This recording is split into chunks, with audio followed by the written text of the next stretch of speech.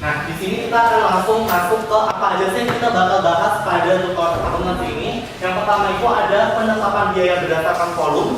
Yang selanjutnya kita akan belajar tentang sistem biaya berdasarkan kegiatan dan analisis biaya strategis. Selanjutnya kita akan belajar tentang kalkulasi biaya proses rata-rata tertimbang dan juga FIFO. Nah, kalian bisa lihat di bagian kanan itu ada study case. Nah, di sini nanti aku mau menguji nih kepahaman teman-teman tentang materi yang akan kita bahas hari ini. Sehingga harapannya kalau bisa kalian bisa kerjain study case-nya, nanti semoga uasnya juga bisa lancar dan semua soal terjawab dengan baik. Buat ini. Oke, yang pertama kita akan membahas tentang penetapan biaya berdasarkan volume.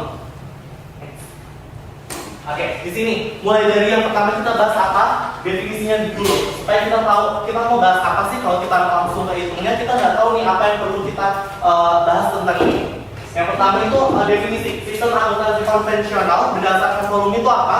Itu adalah sistem kalkulasi biaya yang menghitung biaya overhead pabrik berdasarkan jumlah unit yang dihasilkan dan diikut dalam jam kerja langsung. Lalu ada juga jam kerja langsung, jam kerja mesin atau dalam jumlah rupiah tertentu. Jadi di sini aku fokusnya teman-teman. Kalau untuk sistem berdasarkan volume sendiri ini, dia tuh fokusnya untuk kita mengukur berdasarkan jumlah unit yang dihasilkan. Itu dilihat dari jam kerja langsungnya, jam kerja mesinnya, dan juga dalam jumlah rupiah tertentu seperti itu.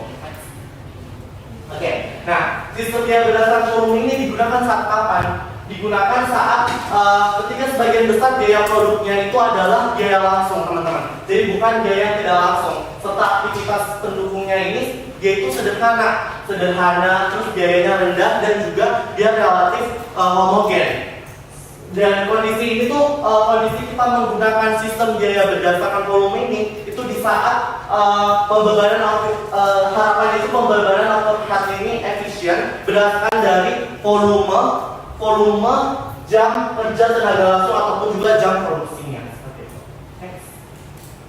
Nah, tapi di sini ada kelebihan dan juga kekurangan dari penetapan biaya berdasarkan volume ini.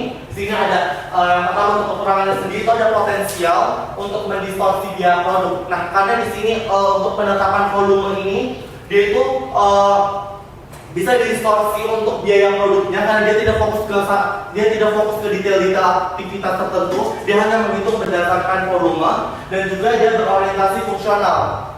Dimana kenapa di sini dia berorientasi fungsional karena jika penetapan biaya berdasarkan volume ini diterapkan, itu dia tidak memperhatikan setiap departemennya seperti itu. Dan untuk kelebihannya sendiri, dia ini mudah diaudit karena tadi pembebanan biaya overheadnya ini dia untuk pembebanan yang mudah untuk dihitung sehingga dia lebih mudah diaudit seperti itu. Dan juga mudah diterapkan karena biasanya kalau untuk penetapan biaya berdasarkan volume itu lebih digunakan untuk produksi-produksi dalam lingkungan yang kecil, dalam lingkungan yang masih tidak kompleks untuk aktivitas produksinya seperti itu.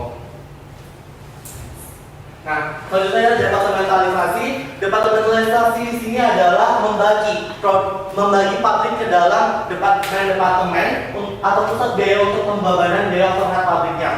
Di sini ada pun beberapa manfaat dari departementalisasi. Yang pertama itu ada penentuan harga produk lebih teliti. Nah, karena dia sudah dibagikan ke dalam beberapa departemen, maka penentuan dari harga pokoknya ini jauh lebih mudah untuk kita bisa lihat di tiap aktivitas per departemennya.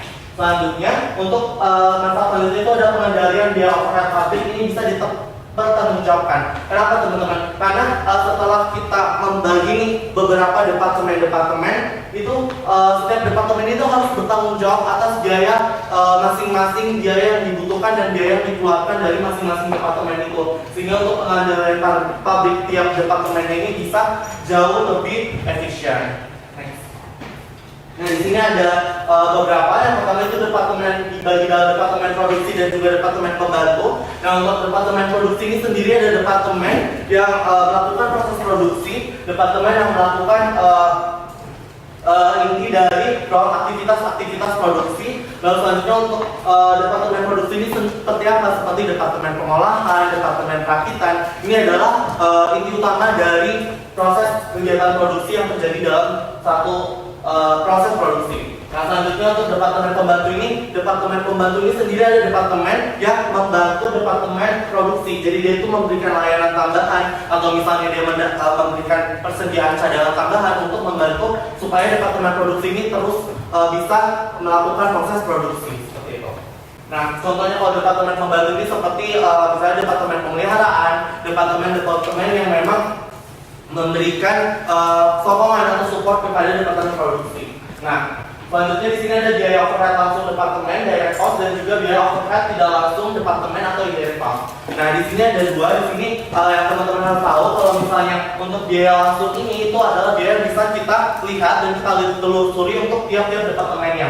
Misalnya seperti bahan baku langsung atau mungkin kayak seperti gaji-gaji dari karyawan dan juga supervisor misalnya. Nah, kalau misalnya untuk indirect cost ini atau biaya tidak langsung ini lebih karena biaya-biaya tidak bisa kita langsung lihat sehingga harus ada alokasi tertentu ke tiap departemennya seperti itu.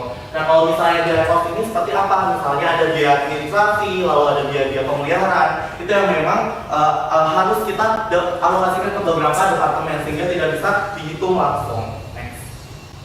Nah, untuk alokasi anggaran biaya sendiri, nah ini penting teman-teman yang kalian harus tahu karena ini nanti dari sini kita akan langsung belajar ke perhitungannya. Nah, yang pertama itu ada metode alokasi langsung direct allocation method, yang selanjutnya ada metode alokasi bertahap atau step allocation method.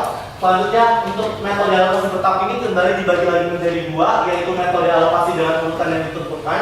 Lalu selanjutnya ada metode alokasi yang mempertimbangkan transfer jasa dengan timbal balik antar departemen pembantu. Nah, di sini ada dua lagi, yaitu bisa dilakukan dalam dua tahap ini, yaitu metode alokasi kontinu dan juga metode aljabar.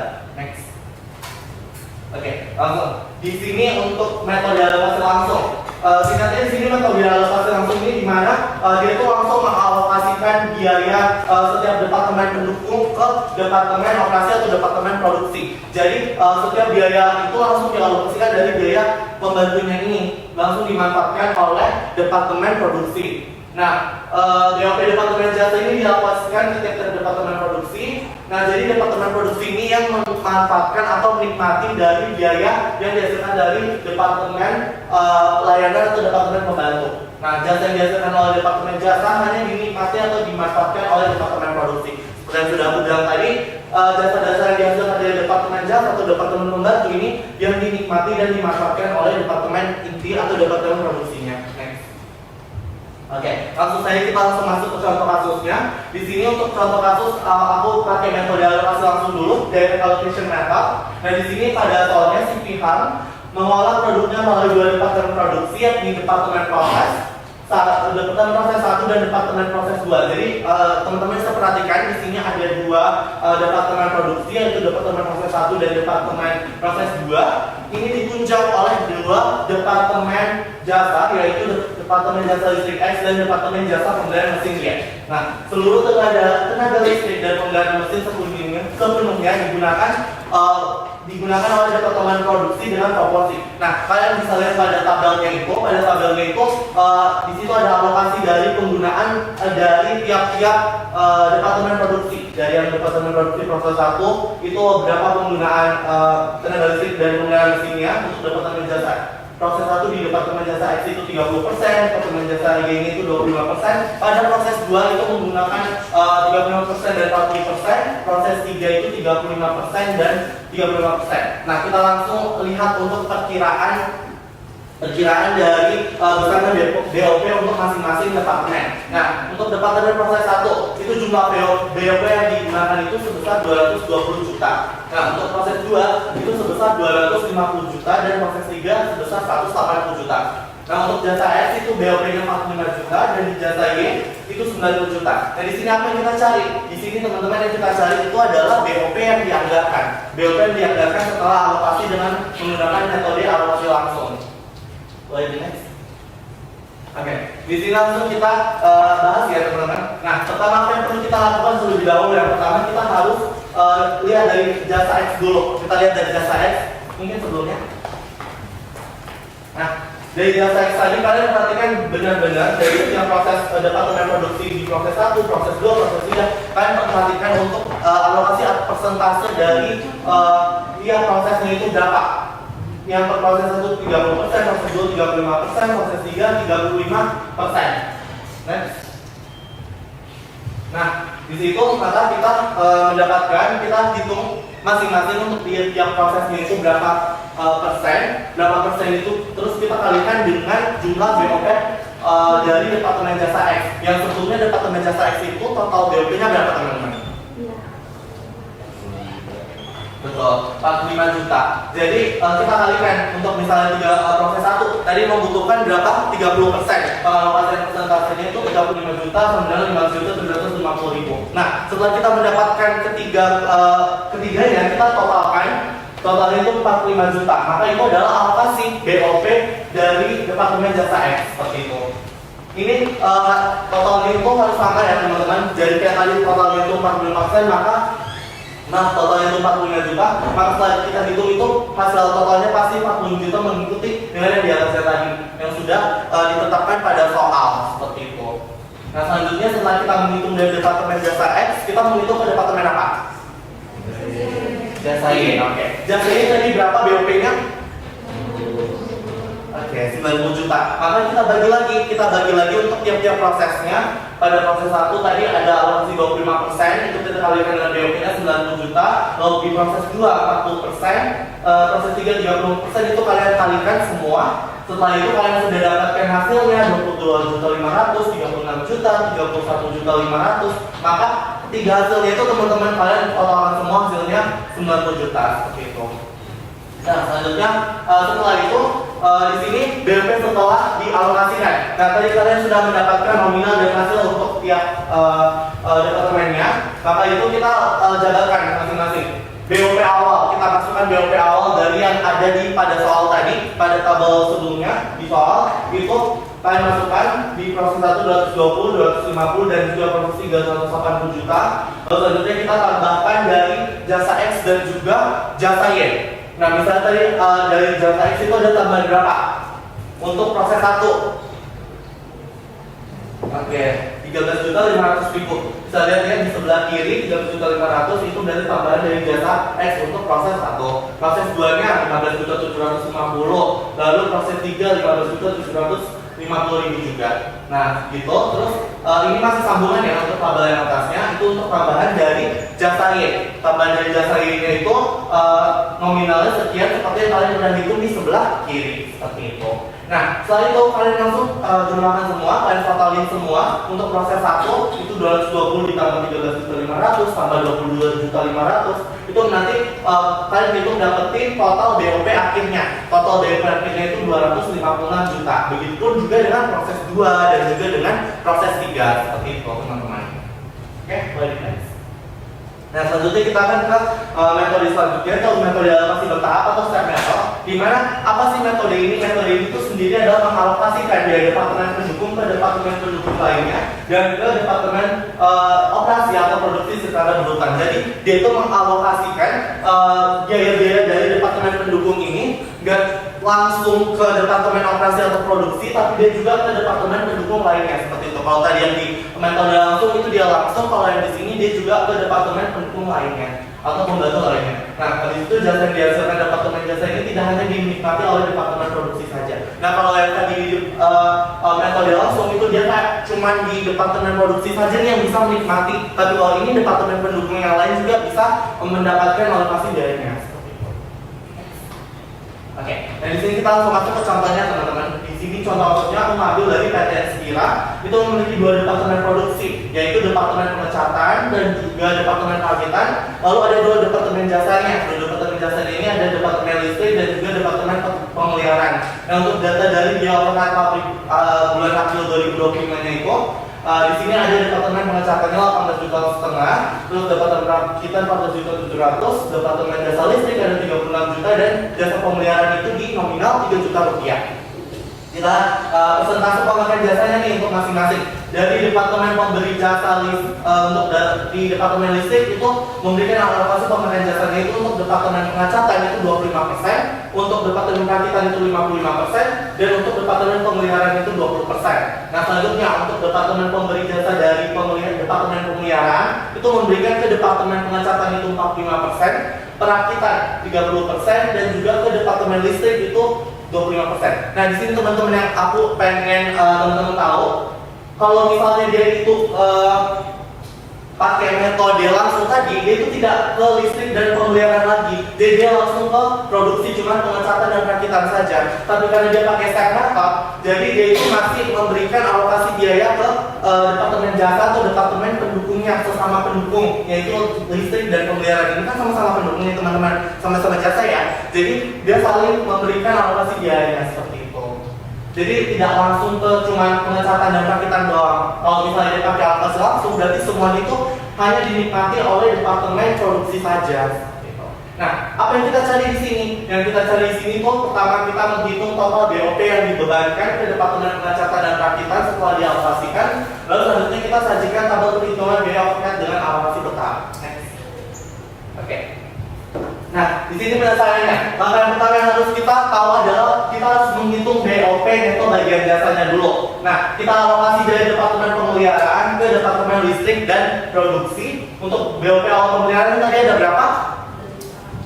Oke, 3 juta rupiah. Nah, kita distribusikan berdasarkan alokasi dari persentase yang sudah ada tadi ya di tabel. Pengecatan tadi 45%, itu makanya kita kalikan 3 juta, kita 30%, lalu 25%. Itu semua dikalikan dengan BOP awalnya, BOP awal pemeliharaan dari departemen pemeliharaan tadi ini yang sebesar 3 juta rupiah. Kita kalikan semua, masing-masing itu untuk tiap departemen. Nanti kalian lihat hasilnya berapa.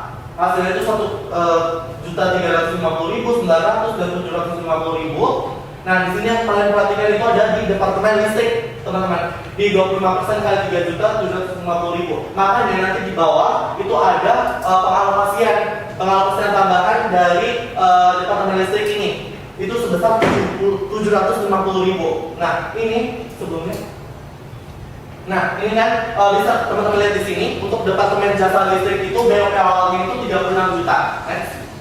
Karena di sini sudah ada tambahan pengalokasian atau distribusi dari departemen pemeliharaan, yang makanya dia ditambahkan 750.000. Yang memang sebelumnya aku sudah bilang tadi kayak dia itu ada 25% distribusi atau alokasi dari departemen pemeliharaan. Jadi di sini ditambahkan 750.000, maka totalnya berapa teman-teman? 36 juta. Oke, baik. Nah, untuk selanjutnya setelah kita dari situ kita berangkat ke alokasi departemen listrik ke produksi. Nah, BOP total listriknya tadi sudah kita dapatkan kan 36.750.000. Maka kita distribusi atau alokasikan lagi dari departemen listrik ke departemen produksinya. Untuk pengecatan 25%, perakitan 55%, dan pemeliharaan 20%. Itu kalian sudah hitung. Nah, di sini ada catatan tambahan. Caranya masih sama ya, 25% dikali dengan BOP listriknya, lalu perakitan ke BOP listrik. Nah, di sini ada catatan untuk pemeliharaan itu tidak dihitung lagi karena tadi sudah dialokasikan dari pemeliharaan ke listrik. Makanya dia sudah tidak dihitung kembali seperti itu. Nah, selanjutnya di sini kita langsung lanjut ke langkah selanjutnya. Kita susun total biaya overhead tiap departemen produksi. Nah, di sini untuk departemen pengecatan itu BOP awalnya tadi sebelumnya itu 18.500.000. Nah, makanya di sini ada tambahan dari pemeliharaan itu sebesar 1.350.000 dan tambahan dari listrik itu sebesar 9.187.500. Bisa dilihatnya di sebelah kanan, teman-teman. Itu ada tadi tambahan, maaf kalau di kalian sebelah kiri ya. Pengecatan yang di sebelah kiri itu yang 40% alokasinya ke departemen pengecatan itu dari departemen pemeliharaan, benar. Itu pemeliharaan. Terus dari tambahan dari listriknya itu alokasinya tadi 25%, maka diberikan ke pengecatan itu 9.187.000. Makanya untuk total dari departemen pengecatan ini 29.037.500. Seperti itu. Sampai sini teman-teman udah paham belum? Itu kan yang langkah pertama BOP bagian departemen jasa ya, pendukungnya. Kalau misalnya ditukar kita ngitungnya yang listrik dulu baru pemeliharaan, sama aja udah sih. Kalau hasilnya sebenarnya sama aja karena nanti kalau di sini aku pakai yang listrik dulu karena nanti previous sebelumnya. Oke, di sini kan sebenarnya kalau di dalam kabel ini kan listrik dulu, itu listrik di atas sama terus pemeliharaan di bawah. Sebenarnya kalau untuk hitungnya itu bisa dari apa yang ada di tabel dulu pertama. Karena biasanya kalau misalnya dia udah hitung dari listriknya kan di situ untuk pemeliharaan itu udah kosong kan, karena udah dialokasikan ke listriknya langsung tadi. Jadi sebenarnya kalau kayak gitu bisa yang apa yang pertama dulu di tabel. Tapi kalau misalnya ditukar nih kayak misalnya yang dari pemeliharaan dulu yang dihitung ya maksudnya. Nah kalau misalnya dari pemeliharaan dulu yang dihitung, nanti sebenarnya hasilnya sama aja. Jadi nanti kalau misalnya 25%, 55, 20% ini kalian cari lagi, terus nanti kalian hitungnya ini dari 36 juta sebelum dia dapat dari listriknya. Jadi 36 juta ini nanti kalian hitung, setelah kalian dapat ini, nanti kalian dapat totalnya. Lalu nanti tambahan apa alokasinya itu dia nanti masuk ke listrik. Jadi kayak cuma kalian sebaliknya seperti itu. Dan sama aja sih. Tapi kalau dua-duanya bisa, tapi kalau dari yang sedih mungkin lebih enak apa yang ditabel dulu supaya nanti kalian nggak bingung pas hitungnya. Nah, oke. Maka totalnya di sini adalah 35.812.500. Nah, kita langsung masukkan nih ke dalam tabelnya untuk BOP awal dari pengecatan itu 800 juta ditambah 1.300. Jadi kalian tinggal nambahin aja. Nah, di sini kan untuk alokasinya itu berarti ke produksi, pengecatan dan perakitannya. Jadi kalian masukin aja yang tadi kalian udah hitung, kalian udah dapetin, kalian langsung masukin aja BOP awalnya berapa untuk pengecatan itu 8,5, perakitan 14.700, terus tambahan dari G, tambahan dari X, dan total BOP akhirnya. Lalu di sini ada listrik yang awalnya 36 juta, lalu ada tambahan dari pemeliharaan tadi 750.000, untuk pemeliharaan ini 3 juta, lalu seperti itu. Nah ini tuh udah dialokasikan ke departemen pengecatan dan juga perakitan. Jadi itu udah dikosongin aja. Jadi untuk total BOP-nya itu nanti kalian tinggal lihat ya BOP dari perakitan dan juga pengecatan. Kayak gitu.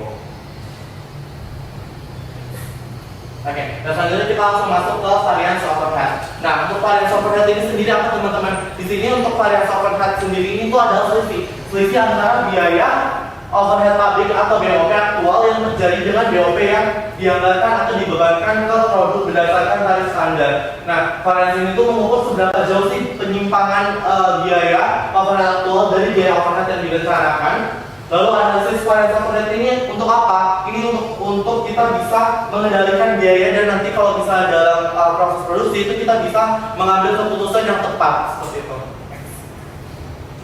Nah, di sini aku langsung masuk aja ke contoh kasus varian overhead. Di sini untuk pertama itu ada PT Majujaya. PT Majujaya ini memiliki data biaya overhead pabrik atau BOP sebagai berikut. Nah, data standar, ada kapasitas normalnya, teman-teman bisa perhatiin ada 10.000 jam mesin. Lalu untuk BOP tetapnya ini ada 50 juta rupiah, lalu BOP variabel ini 20 rupiah per jam mesin. Nah, data aktualnya itu jam mesin aktualnya ini 9.000 jam mesin, lalu BOP aktualnya ini 69 juta. Nah, apa yang diminta teman-teman? Yang diminta di sini adalah kita menghitung tarif BOP tetap dan tarif BOP variabel standar. Lalu selanjutnya kita menghitung variasi anggaran, variasi kapasitas dan juga variasi efisiensi. Mungkin di sini teman-teman saya ingat rumus dari variasi anggaran, kapasitas dan efisiensi nggak?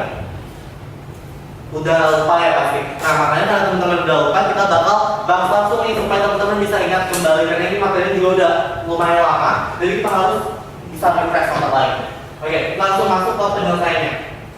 Nah, yang pertama kita itu adalah perhitungan dari tarif BOP standarnya. Tarif BOP tetap standarnya itu kita hitung dari mana? Dari BOP tetap dibagi dengan kapasitas normal.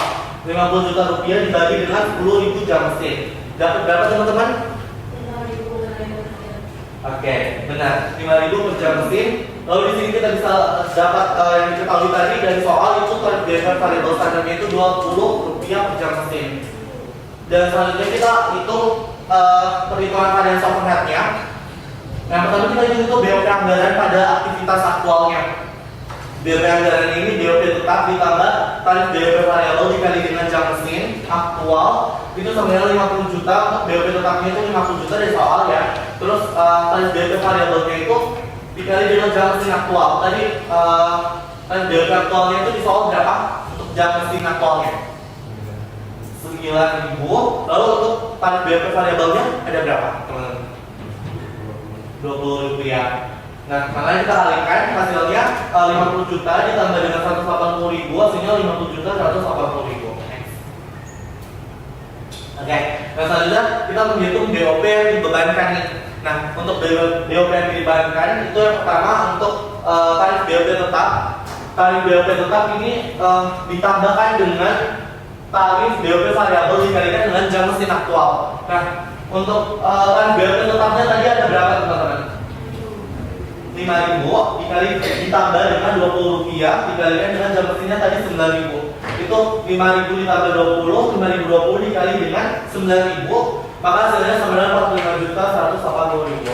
Nah, selanjutnya adalah varians anggaran. Nah, varians anggaran di sini kita menghitung apa? BOP aktual dikurangi dengan BOP anggaran pada aktivitas aktual. Nah, di sini untuk BOP aktualnya tadi sebesar 69 juta. Sebelumnya BOP bisa lihat ya di soal yang diketahui itu BOP aktualnya 69 juta. Lalu dikurangi dengan BOP anggaran yang kita hitung sebelumnya itu 50 juta 180 ribu. Maka hasilnya itu 18 juta 820 ribu. Di sini dia tidak menguntungkan karena ternyata BOP aktual atau yang realisasinya itu lebih tinggi daripada BOP yang sudah dianggarkan sebelumnya. Seperti itu. Nah, selanjutnya adalah varians kapasitas. Nah, varians kapasitas ini gimana teman-teman rumusnya? Yaitu kapasitas standar dikurangi kapasitas aktual dikali dengan tarif BOP tetap standar. Nah, kapasitas standarnya tadi berapa? 10.000 dikurangi dengan yang kapasitas aktualnya itu 9.000, itu lihat dari soal ya, dikalikan dengan tarif BOP tetap standarnya itu ada 5.000. Maka di situ kita kalikan 1.000 kali 5.000 hasilnya sama 5 juta. Kenapa tidak menentukan lagi? Karena ternyata kapasitasnya ini lebih besar dari yang sudah dianggarkan atau dialokasikan sebelumnya. Next. Oke. Maaf. Nah, di sini adalah yang terakhir kita akan hitung varians efisiensi. Nah, untuk varians efisiensinya di sini kita lihat dari jam kerja langsung standar dikurangi dari kerja langsung aktual. Itu dikurangi dulu, habis itu dikurangi dikalikan dengan tarif BOP variabel standarnya. Nah, karena dalam soal ini kita gunakan jam mesin, maka kita asumsikan bahwa jam kerja langsung standar itu sama dengan jam mesin standarnya. Maka varians efisiensinya itu 10.000 dikurangi 9.000 dikali 20, makanya 1.000 dikali 20 itu 20.000. 20.000 ini dia tidak menguntungkan juga karena di sini untuk jam mesin standar itu jauh lebih tinggi dari yang dianggarkan sebelumnya. Oke, di sini kita langsung masuk ke materi kedua kita pada hari ini, teman-teman. Jangan lupa tanya teman-teman, masih pada semangat belum? Masih pada semangat kan? Oke. Nah, kita di sini akan lanjut ke sistem biaya berdasarkan kegiatan dan analisis biaya strategis. Sebelumnya ada yang tahu nggak tentang sistem? Kalau kita bahas tentang sistem biaya berdasarkan kegiatan ini itu tentang apa, teman-teman? Ada yang tahu? Oke, jadi di sini pasti kita gali ini dengan istilah ABC ya, Executive Based Costing. Nah, sebelum kita ke definisi dulu. Nah, suatu definisinya adalah suatu sistem perhitungan biaya yang menggunakan lebih dari satu tempat penampungan biaya overhead, di mana alokasinya itu didasarkan pada faktor-faktor yang tidak berkaitan dengan volume produksi. Jadi kalau sebelumnya itu kita fokusnya pada volume produksi atau jumlah unit yang diproduksinya, volumenya, di sini itu lebih ke volume tidak berkaitan dengan volume produksi, jadi yang non volume produksi, non volume related factor. Nah, biaya-biaya lainnya ditelusuri secara lebih akurat aktivitas yang diperlukan dalam proses produksi untuk menghasilkan output. Jadi ada biaya-biaya lain yang lebih ditelusuri atau lebih diperhatiin daripada volume produksinya. Nah, di sini ada beberapa tingkatan untuk tingkatan biaya dan pemicu. Pertama ada pemicu sumber daya, lalu ada pemicu aktivitas. Nah, untuk tingkatan biaya ini ada di base costing, activity based costing ini sendiri itu beberapa tingkat, dimana kita harus menghitung misalnya dari tingkat unit, tingkat batch, tingkat produk, dan paling tinggi itu tingkat pabrik. Jadi pada tiap tingkatnya itu nanti akan dihitung seperti itu. Nah, untuk perbedaannya sendiri apa sih perbedaan dari activity dulu dan biaya tradisional ini dikalikan dengan biaya per unit masing-masing ya yang sebelumnya. Oke, nih biaya per unit ini. Next. Itu dikalikan untuk transfernya 5.000 itu dikalikan 1.60 rupiah. Kalau general 8.000, kalau bahan baku, kalau tenaga kerja itu dikalikan dengan biaya per unitnya tadi masing-masing. Nah, kalau untuk total persediaan akhirnya itu di 23.435 seperti itu. Nah, selanjutnya kita mau memastikan ya apakah jawaban kita itu sudah benar. Kita mau verifikasi. Nah, total biaya yang dialokasikan itu tadi ada 107.000 ditambah dengan 23.435. Ini total biaya yang dialokasikan. Nah, biaya yang harus dialokasikan itu 40.000 ditambah 40.000 ditambah 20.400 ditambah 30.930. Ini dari sebelumnya. Ini dari itu total biaya dari masing-masing elemen ya. Itu jadi kita mau tambahin ini semua total biaya dari masing-masing elemen ini supaya kita tahu berapa sih sebenarnya biaya yang harus dikeluarkan seperti itu dengan yang sudah kita hitung untuk alokasi biaya. Oke, untuk total biaya alokasinya ini tadi kita lihat kan 107.000 yang di atas di biaya unit yang ditransfer keluar ditambahkan dengan biaya persediaan akhir dalam prosesnya itu berapa. Nah, itu 131.335 ditambahkan dengan biaya yang harus dialokasikan itu 131.330. Nah, sebenarnya ini sama teman-teman, cuman itu selisih 5 itu paling di pembulatan aja. Jadi di sini kan biaya ini sama kan teman-teman? Sama. Makanya artinya jawaban kita itu udah benar gitu. Kalau misalnya nanti kalian misalnya hitung nih di akhir kan sebenarnya kalau untuk verifikasi ini nggak bakal kayak kalian harus cantumin tuh kayak misalnya kalau kalian kerja soal harus ada itu kayak misalnya pembuktian aja apakah ini udah benar atau enggak gitu. Kalau misalnya kalian masih ragu, kalian hitung lagi tuh total biaya tadi apakah untuk tiap elemen biaya ini udah sama dengan biaya yang kalian hitung dari alokasi biaya unit yang ditransfer keluar sama ditambah dengan biaya persediaan akhir dalam prosesnya kayak gitu. Kalau misalnya udah sama berarti jawaban kalian udah benar gitu. Oke, yang selanjutnya. Nah tadi dari 3 materi ini teman-teman udah paham semua ya pastinya. Atau masih ada yang belum paham nih teman-teman? Oke, udah paham ya. Makanya di sini aku pengen uji kepahaman teman-teman dengan aku di sini kasih satu soal. Ini untuk study case-nya, teman-teman bisa kerjain ya. Nanti bisa kerjain dulu di kertas masing-masing. Nanti kalau misalnya udah, kalian bisa coret-coret di papan ini, kalian bisa kerjain di papan ini. Lalu nanti kita bisa bahas bareng-bareng. Oke.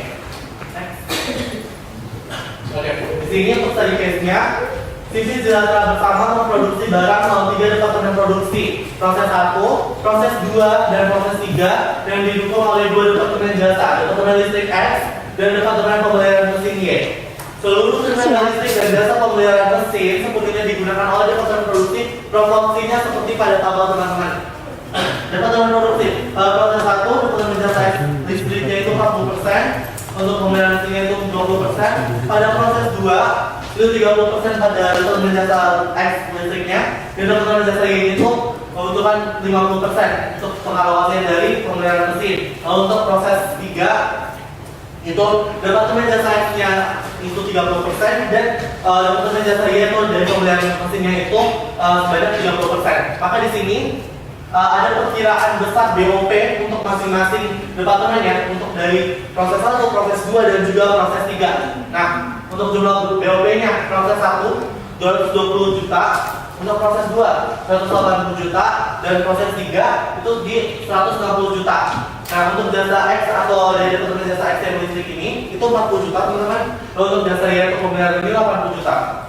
Apa yang diminta? Yang diminta adalah kita menghitung total BOP yang dianggarkan untuk masing-masing departemen produksi setelah alokasi dari 2 departemen jasa menggunakan metode alokasi langsung. Oke, jadi kita pakai metode alokasi langsung ya teman-teman dengan data-data yang sudah diketahui seperti pada layar pada soal. Mungkin teman-teman bisa kerjainnya. Bagian dari Devina ini udah benar belum teman-teman? Udah sama belum? Oke, jadi jawabannya udah benar ya. Oke, jadi kita alokasikan dulu, kita hitung dulu alokasi BOP dari departemen jasa X. Boleh? Nah, sama ya. Tuh, untuk proses 1 40%, 3 dari 40 juta sampai 16 juta. Proses 2, proses 3 ya, dihitung satu-satu dari berapa persen ke BOP jasa X-nya yang 40 juta.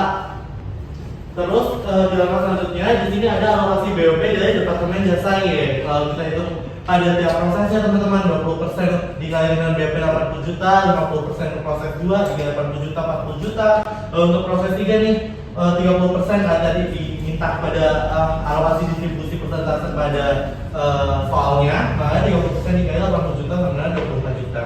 Nah, di sini teman-teman udah paham kan pasti? Udah paham belum? Oke, nah udah paham. Setelah kita dapetin nih alokasi BP dari kedua departemen ini, dari jasa X dan juga jasa Y, kita langsung kalau aku di situ aku langsung masukin ke tabelnya ya. Kalau di sini kita bisa hitung 1 atau 2 mega ini departemen jasa X ini sama aja, cuman kalau ini dia nggak ditabelin. Dan ini ditambahin tuh tadi teman-teman yang kita udah dapat dari proses dari departemen jasa X dulu. Dapat yang proses satunya 16 juta. Maka di proses 1 ditambahkan dari BP awalnya 220 juta, ditambahkan 16 juta, hasilnya 236 juta. Lalu untuk proses 2-nya 180 juta ditambah 12 juta sama 192 juta. Proses 3 160 juta ditambah 160 juta ditambah dengan 12 juta dari sini yang kita sudah hitung sebelumnya. Lalu hasilnya 172 juta. Nah, bagaimana dengan yang Y-nya? Setelah kita dapat yang di sini, kita tambahkan lagi dengan yang dari departemen jasa Y. Seperti yang ada di layar ya. Jadi yang kalian dapat di X tambahin lagi di Y untuk bisa dapat total BOP atau BOP finalnya. Lalu untuk proses 1 nih, udah dapat tadi 236 ditambahkan dengan 16 juta ya dari sini dari alokasi BOP departemen jasa Y. Itu didapatkan hasilnya 252 juta. Untuk proses 2 nih dari yang ini tadi dapat 40 juta, kita tambahin 190 juta 192 juta dari sini ditambah 40 juta, hasilnya 232 juta. Dan yang terakhir untuk di proses 3 itu 170 juta dari sini ya, ditambahin dengan 24 juta yang kita udah hitung dari proses 3 di departemen jasa ini. Nah, hasilnya berapa teman-teman? 196 juta. Seperti itu. Jadi udah sama ya, 232 dengan 196 juta. Oke, boleh berikan tepuk tangan sekali lagi boleh sih. Oke. Nah, dari sini teman-teman udah pasti aku tadi udah paparin materi ya, terus udah pada kerjain soal juga. Tadi aku lihat tuh, aku kan tadi sempat ya keliling-keliling kayak semua pada antusias buat ngerjain dan kayak pada semangat. Dan aku lihat tadi kayaknya nggak ada yang kendala. Aku nanya ada masalah nggak guys, ada yang sulitnya nggak? Tapi kalian semua nggak ada tuh sama sekali. Berarti di sini aku bisa lihat kalian tuh berarti paham dengan materi yang udah aku bawain ya. Boleh berikan tepuk tangan buat dirinya masing-masing dulu. Aku harapnya nanti kalian puas, kalian bisa mengerjakan ya cuma soal-soalnya aja ya, tapi ada banyak soal lagi, kalian bisa latihan sendiri soal-soal buat persiapan UAS nanti. Aku harapannya kalian semua bisa mendapatkan nilai yang bagus, nilai sempurna, dan kalian semua bisa dapat A untuk mata kuliah akuntansi biaya. Oke. Nah sampai sini dulu buat aku jadi tutor kalian di akuntansi biaya ini. Sekian dari presentasi dan juga pemaparan materi yang aku udah berikan. Semoga